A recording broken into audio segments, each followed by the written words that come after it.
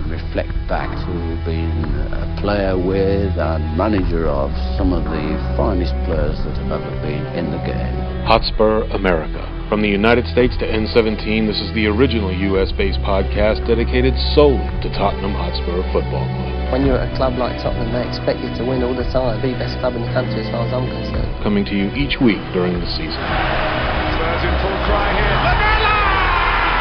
Oh, what a goal! And Christian Eriksen has scored! I hate Arsenal. I just hate them. Oh, what a goal! And Cafu has put Tottenham in front! Kane comes to the Emirates, scores for Spurs. We're the Yids in America. Carried away, but Dix is there to tap in! To dare is to do. Tottenham Hotspur turning on the style. Glory, glory night at White Hart Lane. The Spurs are still marching on. This is Hotspur America.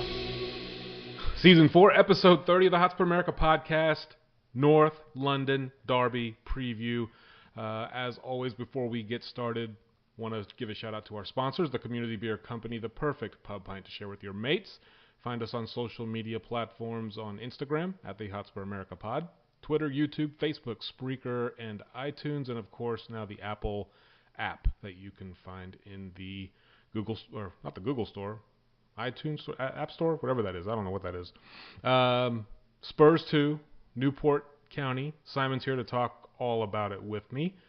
Very interesting match, I think, and they showed up again. I got to give Newport credit for a League 2 side. Yes. How are you, Ken? I'm recovering, but I'm well. I feel like I just found a £20 note in my jeans pocket that I didn't know I had. I went outside, I dumped some rubbish, and I opened the fridge, and lo and behold, there was beer I thought I'd drunk. So I have beer. Nice. Podcast, beer, North London Derby, Tottenham. Get the fuck in there. Does not get any better than that. Does not. All right. And of course, I'm on a high, too, because Lamela scored this week. Yes, he did, and he tackled through someone's legs. I taught him that. He penetrated someone's leggy archive. You know how many people sent me that video once it got out today? Mate, About your man love for Lamela knows no bounds on the internet. Let's put it that way. It does. So let's talk about Newport County. Bit of a dodgy performance, but job done. Yeah. It was definitely, I think the first 15, 20 minutes, I'm like, can we please keep the ball? Can we make 2 passes? It seemed to be, have we learnt our lesson from a couple of weeks ago? And here we are playing on a surface that doesn't bobble too much, but we still seem to have this lackadaisical approach to the game. And lo and behold, of all people, Musa Sissoko storming down the right. Granted, he was getting the ball forward. Can't complain there. Whips in the cross, and unfortunately, the geezer Butler. See what I did there? He manages to inadvertently let it go through the inside and clip off his heel into the back of the net, leaving the keeper Day on his ass. So, I don't think I've ever done this watching Spurs, but I went, like I was feeling sorry for Newport. Yeah. Because that's how, I don't want to say pissed off I was at us, because I wasn't, but I still had this frustration. I just said, poor old Newport, you letting a goal like that. But, and then we got the goal 8 minutes later from your man, Love.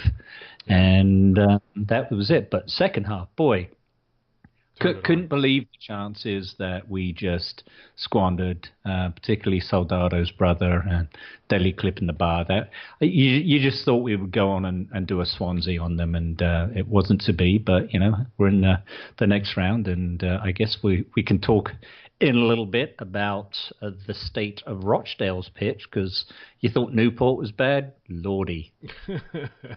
Yeah, if you've not gone to the podcast Twitter page or the Dallas Spurs Twitter page, there are some pictures of Rochdale's pitch, and I'm liking it to what I'm assuming Tottenham Marshes probably looked like back in the 1800s. It's awful. I would almost not be surprised if they can't get that looking any better. And I don't know, has this ever happened before, Chairs? If Tottenham step up and resod that field? No, we won't. We wouldn't be allowed to do that. That would be considered against the code of ethics. I guess we could pay to contribute to them doing it, but I don't know. And that's I guess that's what I'm getting at. Yeah. Has that ever happened before? No. Not to my knowledge. Now, could we make an official complaint to the FA and say this pitch is unplayable? And then Rochdale are given direction to do something bad. I read that, I think one of our members, Dan Feldman, on our members page had posted highlights from the Millwall game, and I saw those as well, and half of it seemed to be covered with sand. And it said that their grounds crew heroically, frantically worked on it for the 48 hours prior to get it in that state. I'm like, what state was it like before kickoff then? I just, I know they're a lower league team with a lack of resources. I honestly couldn't tell you much about Rochdale. Their names popped up over the course of time. I don't know if anyone plays egg chasing on that pitch, or by the look of it, it's probably speedway and elephant chasing. But I know, it's awful. It is just a quagmire of unrecognizable playing surface. I just and there's a week, right? It's a week on Sunday to get it ready. Yeah. But and that ground is tiny. I haven't even looked it up yet. Any idea what the capacity is there? If you can make a very long pregnant pause, I'll go to Wikipedia.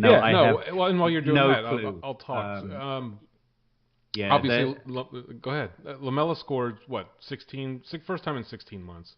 So looking forward to seeing. I thought he played really well. Now, albeit it's Newport, but given everybody else around him not playing all that well, he works to find the open space, and I thought he was delivering very good balls. He offered a couple of really good crosses into the box.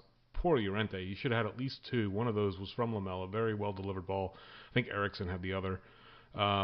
But he could not hit the broadside of a barn the other day.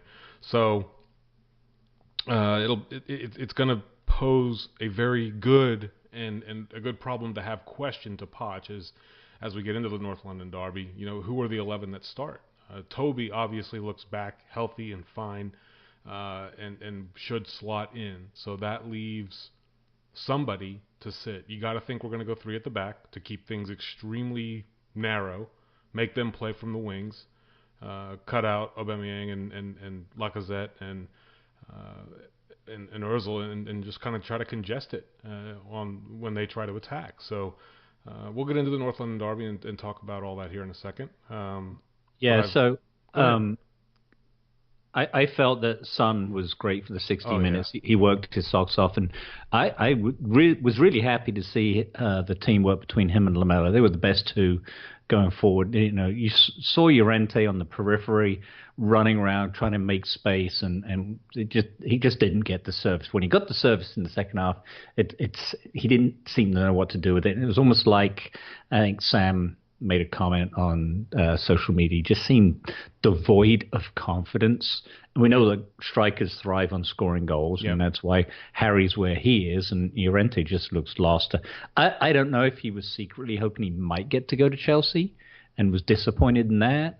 I don't know. We'll never know, but it was disappointing that he didn't get the goals. And it was disappointing also that we needed to bring on Eriksson and Ali, whether that was just to give them, a run out just to get their legs warmed up and getting some minutes. But was it really necessary? Obviously, Harry didn't go on because we brought on KWP at the end for the third substitution. But I just didn't see at that point a need to bring those on for anything other than to give them a little exercise, which I'm sure they get plenty on the training ground.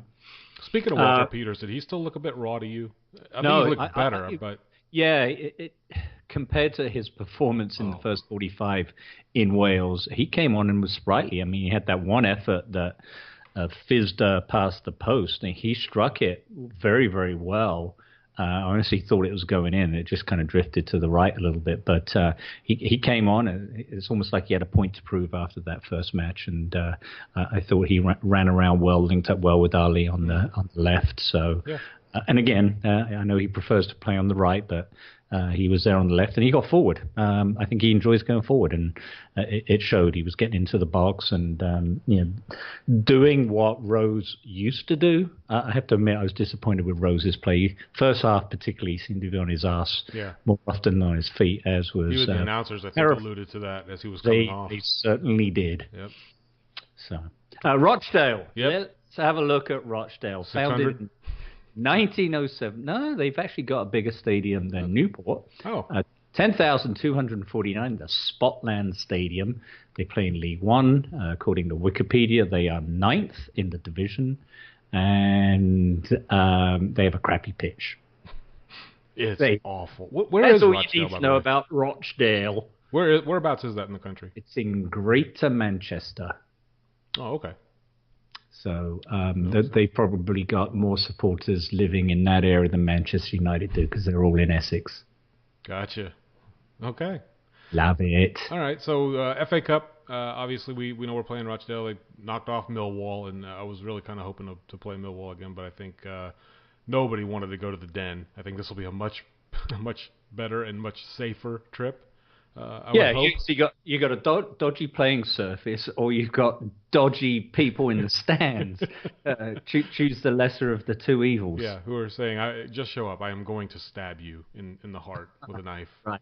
Yeah, or you'll have the racist granny singing bad songs with her grandchildren on video, on Twitter. I just want to witness that once. I have to see it for myself.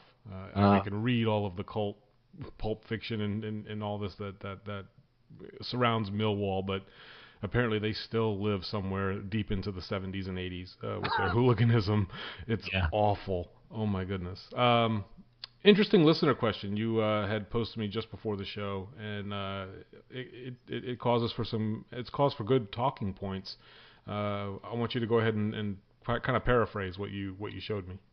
So I have to find out the name of the gentleman who sent it to me. He sent a direct message to my personal Twitter account. And did you hear that? Yep. Oh, good. So I will find out. Charlie Alpert at Chalpert _ so he sent me a message, and I'm going to pretty much read it verbatim. He loves the podcast. Spurs fan, massive Spurs fan living in LA. First and only Spurs game last year was Millwall. Ironically, just talking about that. Love White Hart Lane.